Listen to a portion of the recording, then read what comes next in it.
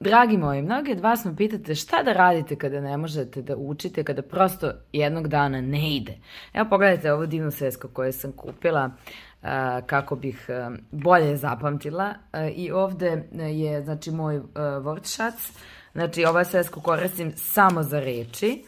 I evo ovako, ja sam juče isto učila nove reči, pokušala sam da usvojim, ali zapravo nije išlo. I šta sam onda radila? Evo pogledajte.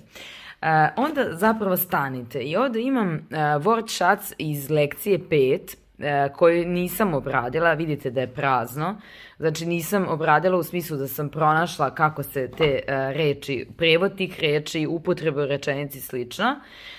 I onda sam odlučila nakon toga da kada sam videla da mi zapravo ne ide, odlučila sam da te sve reči prepišem u svesku. Tako da evo, u trenucima kada ne možete aktivno da učite, postoji pasivno učenje, a to znači potrudi se barem nešto da uradiš. Znači nemojte sada da dozvolite da vam dan propadne, ja nisam želela da mi dan propadne, pa sam ipak to prepisala ovde u svesku i koliko toliko našla neki prevod.